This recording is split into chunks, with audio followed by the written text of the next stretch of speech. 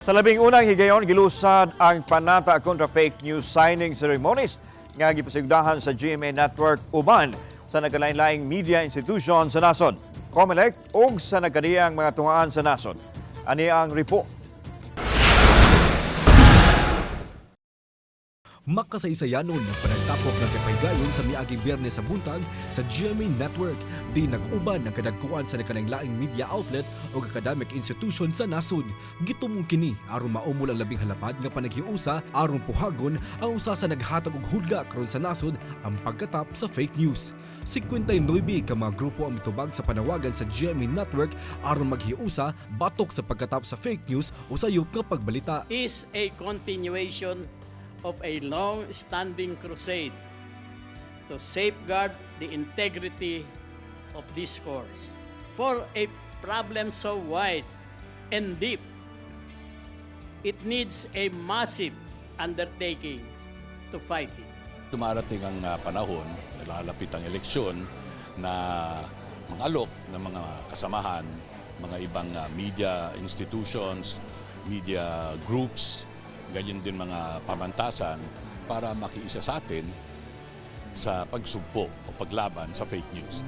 So this is one occasion, nagsamsam at nagsama-sama lahat, and we're very happy, proud at taos-puso tayong nagpapasalamat at sinamahan tayo ng ibang mga institusyon na ganun din ang layunin na labanan ng fake news. Panata naming ipaglaban ang katotohanan para sa bayan at sa mga susunod pang henerasyon ng mga Pilipino.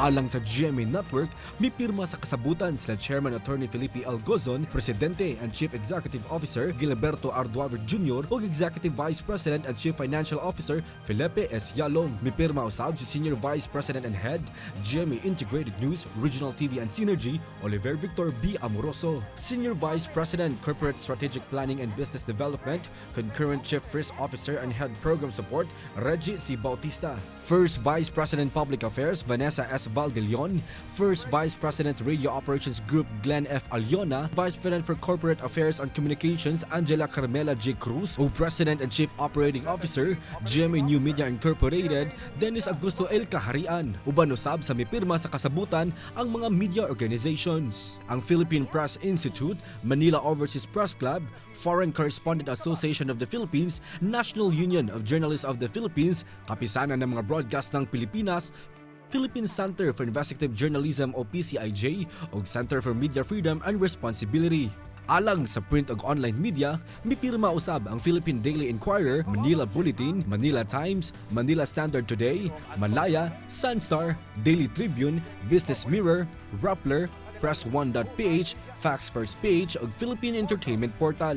Katambayayang usab ang television networks nga All TV ug ZOE TV. Kaalyado usab ang mga radio networks, ang Catholic Media Network, Far East Broadcasting Company, Manila Broadcasting Corporation ug Quas Broadcasting Incorporated. Kauban usab ang tech giant na Google. Nakiguban sa kampanya batok fake news ang mga universidad o kolehiyo gikan sa Metro Manila, ang Polytechnic University of the Philippines, De La Salle University, University of the Philippines Diliman, University of Santo Tomas, Adamson University, Arellano University, Colegio de San Juan de Letran, De La Salle College of St. Benilde, Emilio Aguinaldo College, Jose Rizal University, University of the East, National University, Lyceum of the Philippines University, Mapua University, San Sebastian College Recoletos, o University of Perpetual Health System Delta.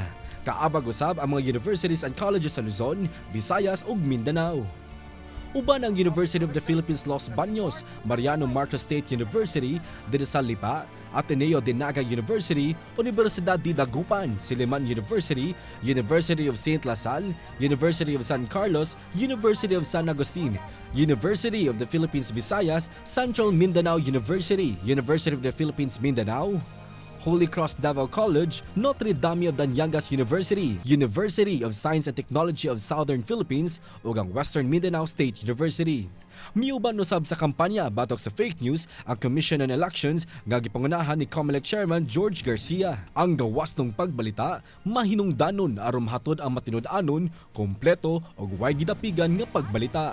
Tungod niini, nahimong mas espesyal ang panagtigom naghimo atol sa National Press Freedom Day sa miaging Biyernes. Apan mas mahinungdan usab nga makauban usab ang Pilipinhon nga makigbatok niini. Busa ang pagdapit kanila. Maghiusa kita sa pagbatok sa fake news. Kauban si Clans Gabutin, Mark Regia Abella. Balitang Bisdak.